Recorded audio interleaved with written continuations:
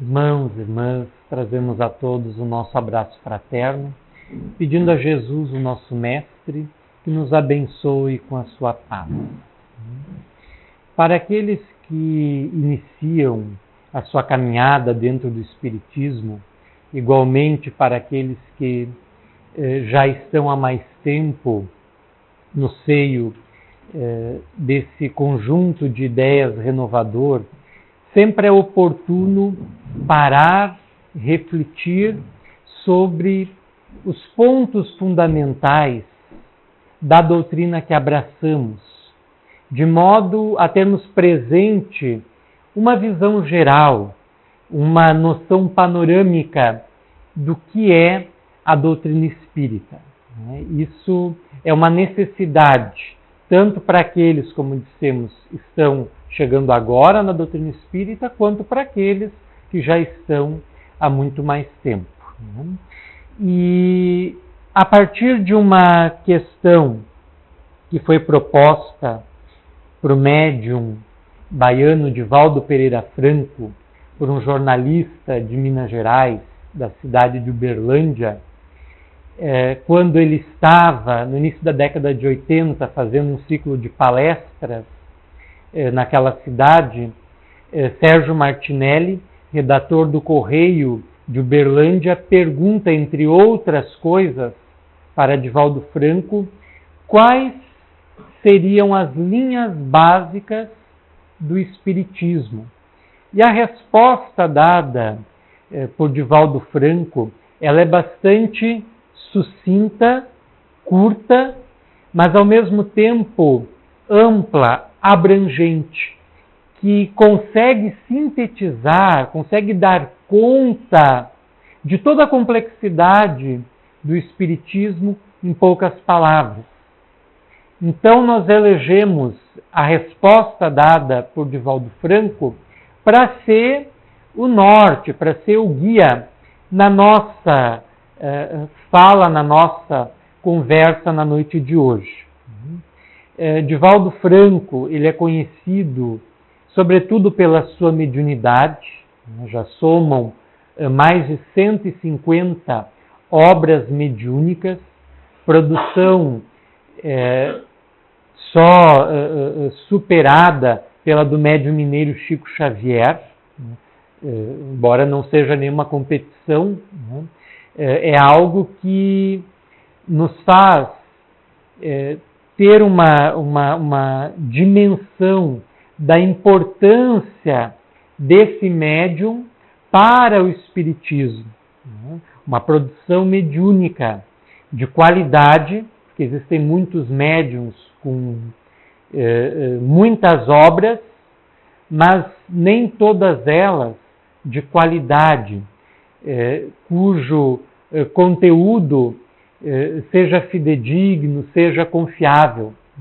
E as obras do Divaldo Franco, de uma forma geral, da mais simples à mais complexa, elas trazem uma mensagem do plano espiritual eminentemente esclarecedora e consoladora, que deve ser o selo de toda comunicação mediúnica de escola de qualidade. Ela tem que trazer esclarecimento e tem que trazer consolação. Mas nós conhecemos Divaldo Franco pela sua mediunidade e às vezes esquecemos que ele é um dos maiores conhecedores, um dos maiores estudiosos vivos do Espiritismo. Então, nós estamos ainda acostumados no meio espírita a supervalorizar a fenomenologia mediúnica e a menosprezar ou a desvalorizar muitas vezes a importância do estudo. O fenômeno mediúnico é essencial, sem ele não haveria espiritismo. Mas a leitura, o estudo, a compreensão é de suma importância para a gente ter presente uma ideia o mais correta possível acerca do Espiritismo. Então, essa característica do médium baiano deve ser ressaltada. Ele é um erudito, ele é uma pessoa que tem um conhecimento enciclopédico, não só do espiritismo, quanto do conhecimento como um todo. Quem assistiu alguma das suas palestras ou já ouviu, fica boquiaberto, fica estupefacto, fica impressionado com a forma como ele aborda o tema que ele se propõe. É algo impressionante. E isso não é só do mundo espiritual. Ele tem uma bagagem intelectual com ele. Ele é alguém que lê muito, que estuda muito. Quem acompanha Divaldo Franco em suas peregrinações pelo Brasil e pelo mundo, sabe que ele sempre segue acompanhado de livros, de materiais informativos, com os quais ele procura se atualizar e aprofundar o seu conhecimento. Então, antes de ser um grande médium, Divaldo Franco é um grande estudioso da doutrina espírita. E isso precisa ser destacado. Então, nessa questão proposta pelo redator do Correio de Uberlândia, Sérgio Martinelli, quais as linhas básicas do Espiritismo, é respondido da seguinte forma por ele. Allan Kardec definiu o Espiritismo como a ciência que estuda a origem, a natureza, o destino dos espíritos e as relações entre o mundo corporal e o mundo espiritual. Então, logo no início, Divaldo já apresenta a definição do Espiritismo. No início da sua resposta, ele tenta dar uma ideia geral do que é o Espiritismo. E essa resposta não é de autoria dele, é de Allan Kardec, se encontra no livrinho O que é o Espiritismo, logo no preâmbulo ou no prefácio. O Espiritismo é uma ciência que estuda a origem, a natureza, o destino dos espíritos e as relações entre o mundo corporal e o mundo espiritual. Logo mais a gente vai voltar a essa definição. As suas linhas essenciais são a crença em Deus, na imortalidade da alma, na comunicabilidade dos espíritos, na reencarnação, na pluralidade dos mundos habitados, na ética moral do Evangelho, cujo princípio é o amor a Deus acima de todas as coisas e ao próximo como a si mesmo.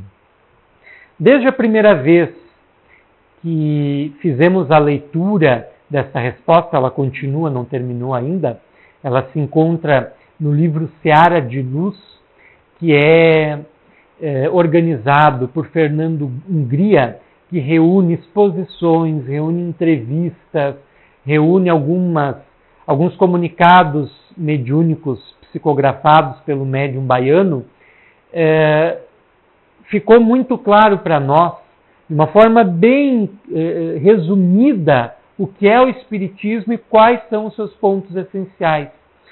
E por isso que em muitas das nossas falas pecamos pela repetição, porque nas mais das vezes encontramos alguma forma, ou no início, ou no meio, ou no final da exposição, de dar uma ideia geral do que é o Espiritismo. Porque para quem fala, para quem assumiu para si a tarefa de divulgar o Espiritismo, encontra entre os muitos desafios, o primeiro deles, que é falar para quem está chegando no Espiritismo e não sabe nada do Espiritismo, e para quem já está no Espiritismo há muito tempo. Então não pode ser algo muito simples, senão vai entediar aqueles que já têm uma bagagem maior, e não pode ser algo muito complexo, porque quem está chegando agora não tem como compreender. Terá dificuldade para compreender. Então, continuando a resposta de Divaldo Franco. Fundado em uma trilogia, o Espiritismo é a ciência da investigação da divina justiça com suas resultantes ético-filosóficas, explicando quem é o homem, de onde veio, para onde vai e por que sofre, estabelecendo uma escala de filosofia comportamental baseada em nunca fazer a outrem o que não deseja que este lhe faça, que é a proposição básica dos ensinamentos de Jesus. Por isso que os espíritos, ao apresentar o seu conjunto de ensinamentos ético-morais, deixaram claro a Kardec e a todos do tempo de Kardec que os ensinamentos que traziam nesse sentido eram os mesmos de Jesus, por entenderem que não existe nada além, nada de superior a eles no que tange as questões éticas e morais. Tem efeitos obviamente religiosos, pois faz a religação da criatura com o Criador, através da oração, da prática da caridade, do exercício das virtudes evangélicas, da transformação moral. Esse trecho que encerra esse segundo parágrafo é muito interessante, porque a palavra religião, que é um dos três aspectos básicos do Espiritismo, a palavra religião, em uma de suas possíveis origens etimológicas, é religare, isto é, religar. Religar o quê? A criatura ao Criador. Nós procedemos de Deus. Nós viemos de um plano espiritual, oriundos de Deus, mas parece que submetidos ao corpo físico, aos fluidos densos da matéria, nós nos apartamos tanto da espiritualidade quanto da divindade, nos desligamos. E a religião tem essa função de fazer com que a criatura volte-se ao Criador, com que o indivíduo se ligue à divindade. Segundo a doutrina espírita, essa religação ocorre através da oração, da prática da caridade, da prática do bem, do exercício das virtudes evangélicas, da transformação moral. Então é um leque bem abrangente que possibilita a nossa vinculação com Deus. Finalizando a resposta dada por Divaldo. O Espiritismo é o Consolador noticiado por Jesus, como se lê em João, capítulo 14, versículo 26, e capítulo 16, versículo 12, que viria à Terra para recordar-nos as lições e ensinar-nos todas as coisas que a sua época não poderíamos suportar. Então, essa resposta, como já dissemos, se encontra no livro Seara de Luz. E ela foi... A entrevista foi concedida a Sérgio Martinelli no ano de 1988, como já dissemos, em Uberlândia. E é como todos podemos constatar, uma resposta concisa, curta, mas que dá uma ideia geral suficientemente clara e abrangente do que é o Espiritismo. E a nossa proposta é conversar sobre o conteúdo dessa resposta dada por Divaldo, tentando reforçar o que é o Espiritismo, quais são as linhas básicas do Espiritismo. Existe, para aqueles que não conhecem o Espiritismo, a necessidade de saber a qual Espiritismo a criatura que é adepta dessa doutrina está vinculada. Hoje até não é mais tão comum, mas eu lembro que logo quando eu tive a oportunidade de conhecer o Espiritismo, ainda na minha adolescência, e quando ainda era um pouco de tabu, isso há mais de 15 anos, né? Ainda era um pouco de tabu, eu lembro quando eu comentava com alguns colegas, né, na escola, alguns perguntavam, tá, mas é espiritismo de mesa, é espiritismo de linha branca, é espiritismo disso e daquilo. Hoje isso não é tão comum, mas naquela época era. E todas essas formulações são baseadas no desconhecimento da doutrina espírita. Porque não existe outro espiritismo senão o espiritismo. A doutrina espírita, vamos começar com um contexto histórico, a doutrina espírita ela surge lá no século XIX, na segunda metade do século XIX, na França, mais precisamente em Paris. Quando um intelectual, um estudioso chamado Hippolyte Léon Denisard de Rivail, que já estava no auge da sua maturidade intelectual, era alguém que tinha também um conhecimento abrangente do mundo e das ciências, passa a se interessar pelos fenômenos mediúnicos. E a partir desse interesse, das observações que ele vai fazer e do estudo que ele vai empreender, é que vai surgir o espiritismo. Então é sempre importante fazer essa distinção entre mediunidade, fenômeno mediúnico e espiritismo. Mediunidade é algo que todos nós temos. É, como o próprio Kardec define no livro dos médiuns, uma faculdade orgânica. Faz parte da nossa espécie. Todos possuem. E sempre se possuiu essa faculdade ao longo de toda a história. Então nós vamos encontrar mediunidade desde a pré-história até a atualidade, independente do espiritismo. Então mediunidade é uma coisa. O fenômeno mediúnico é o resultado das comunicações com o mundo espiritual através da faculdade mediúnica, são de todos os tempos e lugares.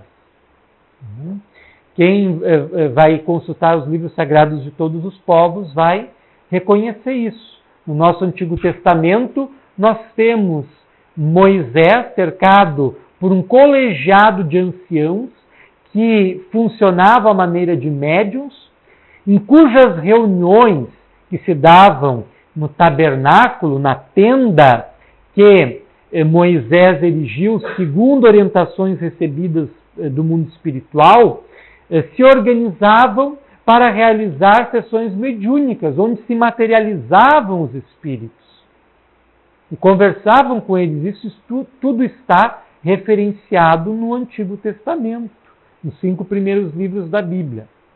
Eu já tive a oportunidade, é um projeto antigo meu ler toda a Bíblia, todo o Novo Testamento eu já li. O Antigo Testamento ele é consideravelmente bem maior que o Novo Testamento. Mas os 5 primeiros livros da Bíblia eu já li, que são o Gênesis, o Êxodo, o Números, Deuteronômio e Levítico, não necessariamente nessa ordem, que formam o Pentateuco mosaico. E em todos esses livros há referências a comunicações mediúnicas. Quem tem o entendimento da doutrina espírita e faz a leitura da Bíblia como um todo, destes textos em particular, vai encontrar referências diretas a comunicações mediúnicas, muito tempo antes do Espiritismo. E há diversas outras referências. Então isso é de todos os tempos. Mas o Espiritismo não. O Espiritismo tem um começo bem definido, que é a segunda metade do século XIX, quando Kardec passa a estudar a fenomenologia mediúnica, e desse estudo ele cria inclusive um termo novo, uma palavra nova, um neologismo, que é o Espiritismo ou doutrina espírita, para caracterizar essa nova ordem de ideias que está se pondo e que ele está organizando. Então isso é o Espiritismo. Então não existe outro Espiritismo senão este, que é codificado por Kardec lá na segunda metade do século XIX. Isso é importante frisar. Então quando, às vezes a gente usa, eu inclusive muitas vezes incorro nesse erro, falo em Espiritismo kardeciano. Isso é uma redundância. Não existe outro Espiritismo que não seja kardeciano, porque foi Kardec que o codificou. Então, quando a gente lê lá nos classificados do NH ou em outro jornal de grande circulação, médium espírita, lê carta, búzios, tarô, não sei mais o que. A pessoa pode ser médium, mas certamente não é espírita. e não entende nada de espiritismo, porque o espiritismo não lança mão desses instrumentos, embora respeite. Então é uma questão de conhecimento. Não vamos entrar na biografia de Allan Kardec, porque ela é bastante complexa. Ele nasce em 1804 em Lyon e vai morrer em Paris em 1869. Ele toma conhecimento, notícia, informações sobre as primeiras manifestações espíritas por volta de 1854. Então aí ele passa a se interessar e na primeira sessão que ele participa, onde ele presencia um fenômeno mediúnico, já se acende um flash na sua mente. É como se ele tivesse redescoberto a roda ou reinventado o fogo. E a partir dali ele passa a frequentar assiduamente as sessões mediúnicas e a estudar, a observar os fenômenos e a estudar as comunicações que são obtidas. E desse estudo resulta uma obra, que é a que marca o início do Espiritismo, que é o Livro dos Espíritos, cuja primeira edição é de 18 de abril de 1857. Essa obra é a certidão de nascimento do Espiritismo.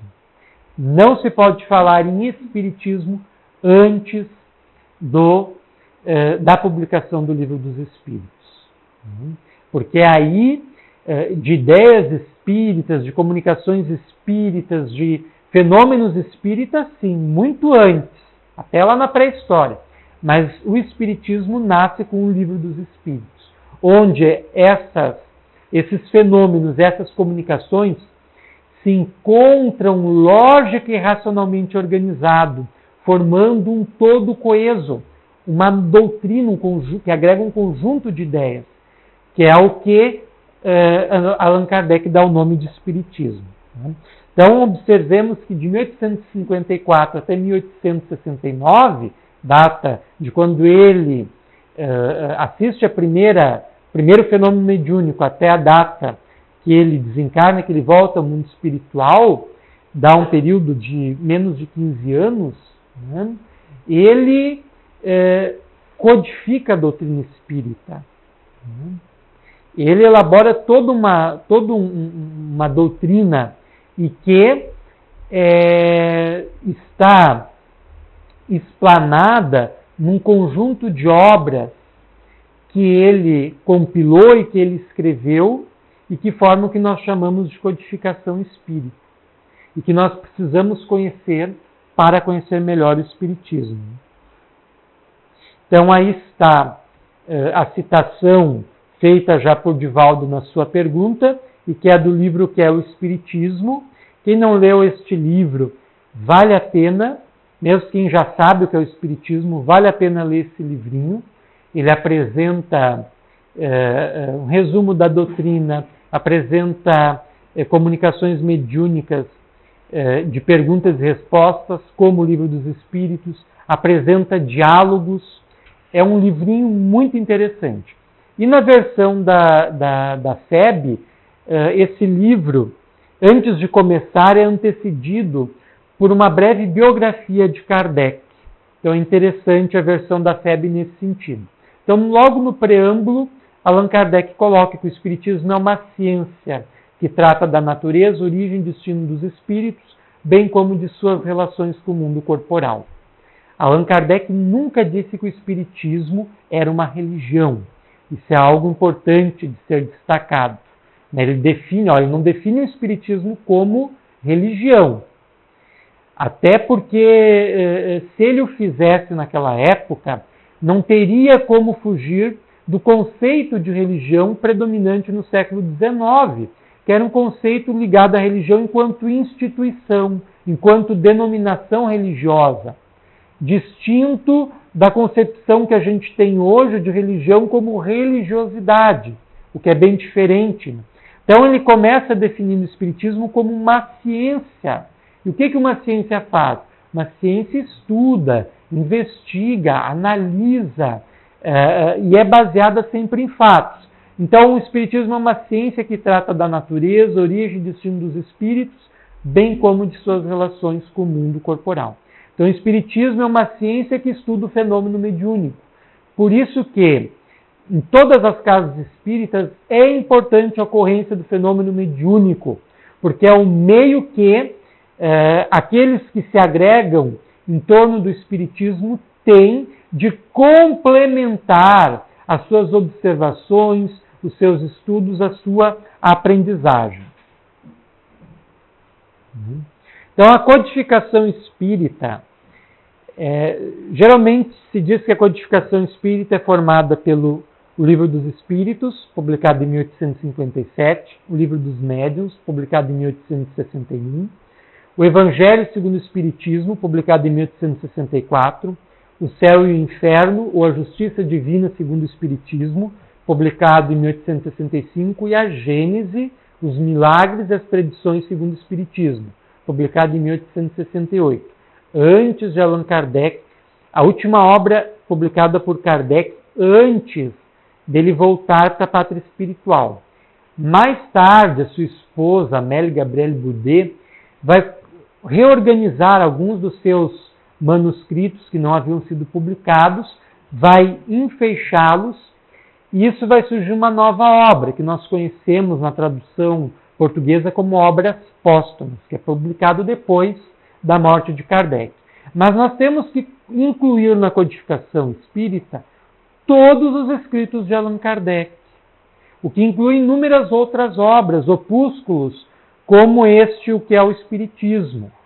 Tem Principiante Espírita, Viagem Espírita, tem vários outros livrinhos menores que Allan Kardec publicou. E o mais importante, a Revista Espírita, que foi um órgão que Allan Kardec manteve a partir de 1858, quando ele funda, até a sua desencarnação.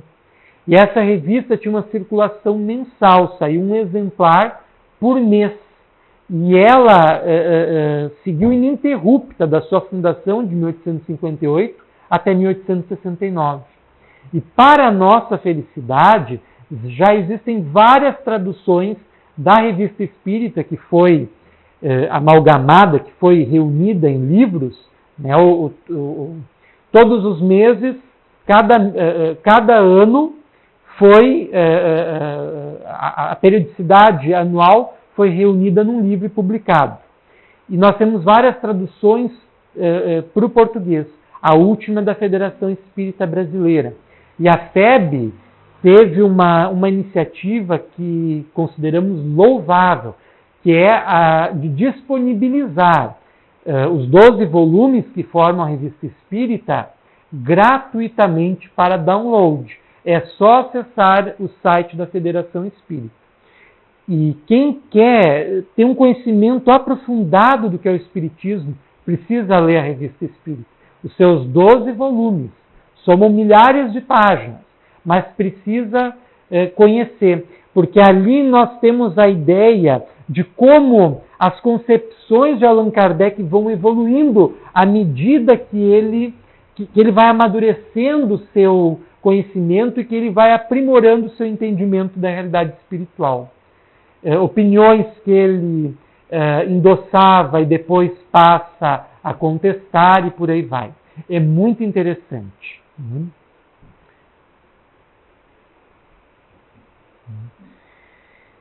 O Espiritismo, as primeiras notícias, tanto dos fenômenos espíritas quanto da doutrina espírita codificada por Kardec, chegam ao Brasil já no século XIX, ainda no século XIX. Ainda no tempo de Kardec. E essas ideias vão ser logo bem acolhidas. Um personagem central durante o século XIX, que é o período imperial do Brasil, o Brasil é um império, quem governa é Dom Pedro II, quem vai se destacar como difusor do Espiritismo é um dos senadores do império, que é o Dr. Adolfo Bezerra de Menezes, que vai ser um dos principais divulgadores e consolidadores do Espiritismo no Brasil. Então é importante ter em mente que o Espiritismo, assim que ele surge na Europa, nessa época o mundo já está interligado por uma rede de notícias, embora não com a instantaneidade dos dias de hoje, né? Hoje acontece alguma coisa lá do outro lado do mundo e nós já ficamos sabendo aqui. E o que acontece aqui se torna conhecido em qualquer parte do planeta, graças à era digital que nós vivemos. Né? Mas na época, né, às vezes de um mês para o outro, as notícias já se difundiam. Né? Às vezes demoravam mais, porque dependiam do transporte marítimo. Né? Mas as notícias chegavam. O Espiritismo, logo depois que se codifica, já chega ao Brasil. E começa a história do Espiritismo no Brasil. E vai culminar com a sua difusão na atualidade, que é o maior país, que é o país que tem o maior número de adeptos no mundo. Hoje existem mais espíritas no Brasil do que na própria França, onde o espiritismo iniciou. Então, algo que Divaldo sublinha, que é muito importante, é o aspecto tríplice da doutrina espírita. Né? A doutrina espírita é, ao mesmo tempo, uma ciência, uma filosofia e uma religião. Numa obra muito interessante, intitulada O Consolador, que é uma obra mediúnica, ela é de autoria do médium mineiro Chico Xavier, e, se não estamos equivocados, acho que é a primeira obra de perguntas e respostas mediúnicas da autoria de Chico Xavier, porque ele responde sobre transe mediúnico, onde se manifesta o seu guia espiritual, o seu mentor espiritual, Emmanuel. As pessoas formulavam as questões e o Emmanuel dava as respostas. Então é um livro de perguntas e respostas. E é um livro imperdível.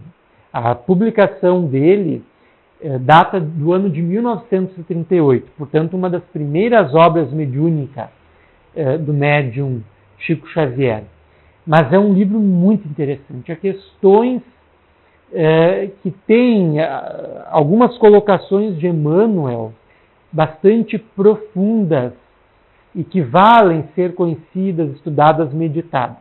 E uma delas, Emmanuel apresenta uma visão da doutrina espírita como um triângulo de forças, em cujas bases se encontrariam a ciência e a filosofia, e no vértice, no ângulo que forma o vértice do triângulo, na ponta que está para cima, a religião.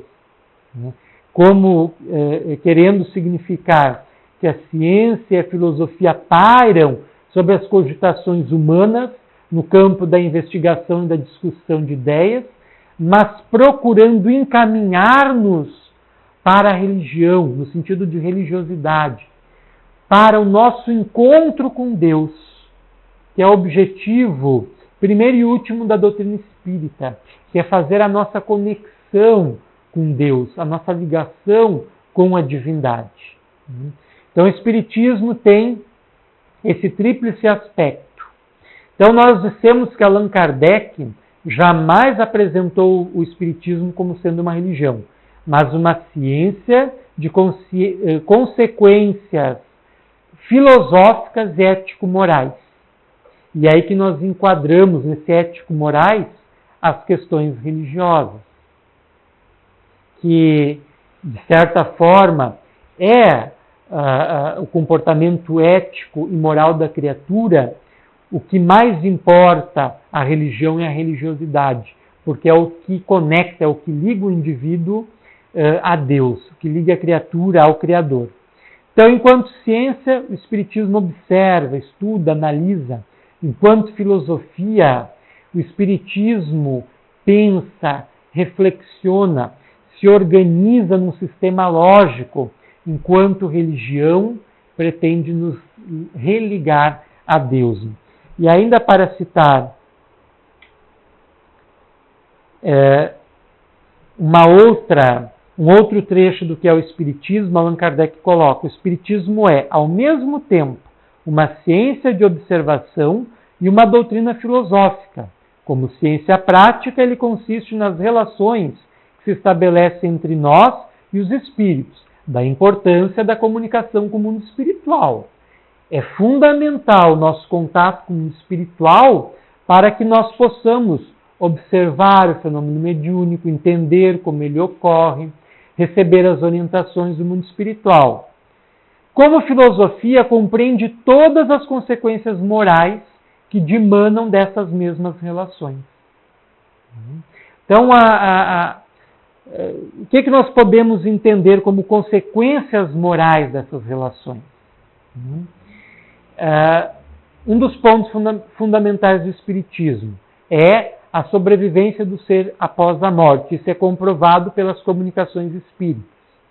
Então, se eu sou uma pessoa que não me preocupo com a minha religiosidade, se eu sou uma pessoa que só vive o aqui e agora, se eu sou uma pessoa que só se ocupa do trabalho para pôr o pão na mesa e tá bom, se eu sou uma pessoa que só quero saber dos prazeres do mundo e ponto final, eu sou uma pessoa muito imediatista.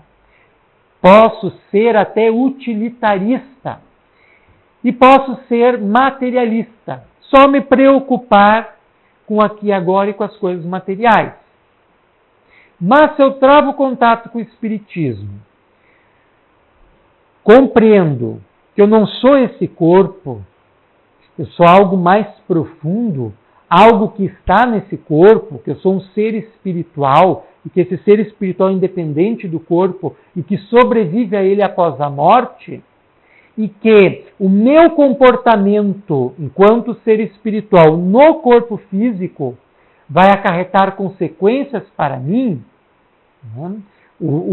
cada ação, cada palavra, cada pensamento vai ter um impacto, vai ter o ato de retorno, eu vou passar a me comportar de uma forma diferente, uma forma que esteja em harmonia com esse conhecimento que eu adquiri.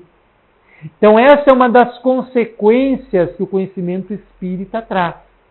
A partir do momento que nós conhecemos o Espiritismo, seu conjunto de ensinamentos, automaticamente nós começamos a transformar a nossa vida.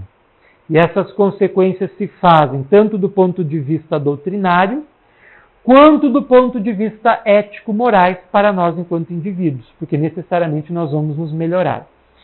E rapidamente, então, em função do horário, o Espiritismo, enquanto consolador prometido, existe uma fala lá no Evangelho de João, que é citada por Divaldo Franco, no final da sua resposta ao jornalista Sérgio Martinelli, em que ele faz menção à passagem evangélica presente em João, onde Jesus fala do Consolador prometido. Jesus anuncia no tempo futuro o envio de um Consolador que ficaria para sempre com a humanidade, ensinaria tudo o que ele disse e ensinaria também coisas novas. E o Espiritismo, dentro do tempo predito, vem cumprir essa função, esse papel de consolador.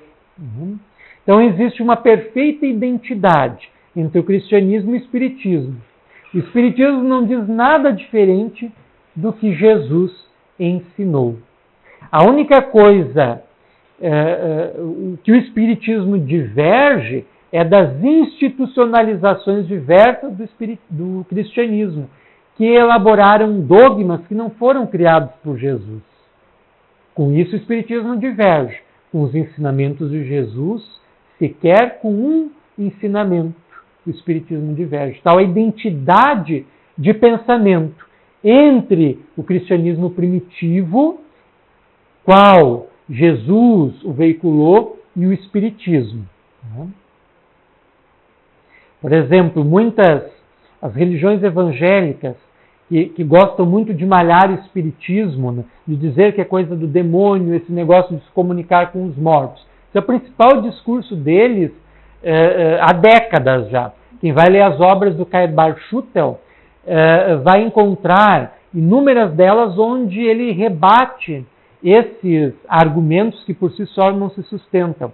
Mas falam que comunicação com os mortos é coisa do demônio e ignoram o próprio Evangelho. No Evangelho de Mateus, por exemplo, lá no capítulo 17, onde narra o episódio da transfiguração, Jesus conversa com os mortos.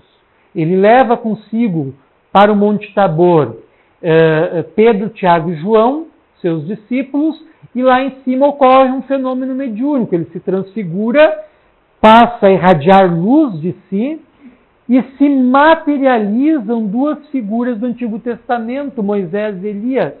Já estavam mortos e se manifestam ali, conversam com Jesus. Então Jesus se comunicou com o mundo espiritual. Jesus conversou também com os mortos. E isso está ali no Evangelho, está em qualquer Bíblia. Só no Evangelho de Mateus, no capítulo 17, só nesse capítulo, só para citar esse capítulo, fora outros trechos. Né? Então não se sustenta.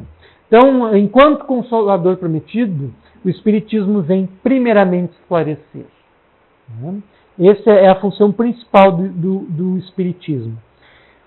Como fruto do esclarecimento vem a consolação.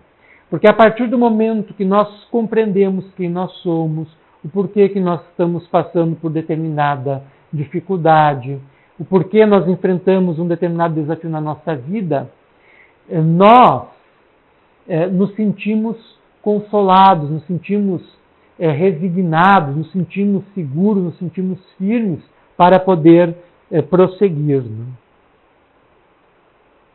E para finalizar, uma afirmação de um dos maiores estudiosos do Espiritismo, José Herculano Pires. Praticamente todas as obras dele já estão disponíveis para download na internet.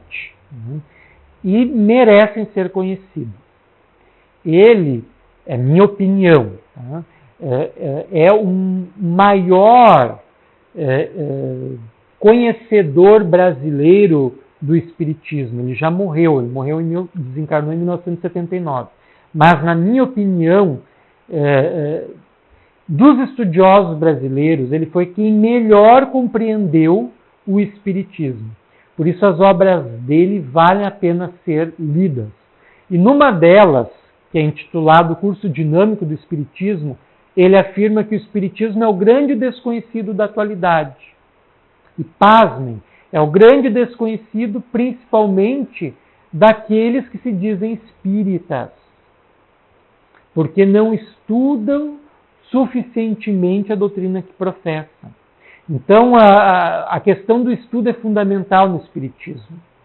Não há como conhecer melhor o Espiritismo sem ler, sem estudar, sem participar de momentos como esse, sem se inscrever e comparecer aos grupos de estudos, sem procurar estabelecer como meta, como objetivo, o estudo, a compreensão do Espiritismo. Não há como conhecer o Espiritismo sem fazer isso, sem seguir esses passos. Infelizmente, o conhecimento ainda não nos chega por download. Né? A gente tem que ler, tem que estudar, tem que se apropriar. Né? Então, não há outra forma. Né?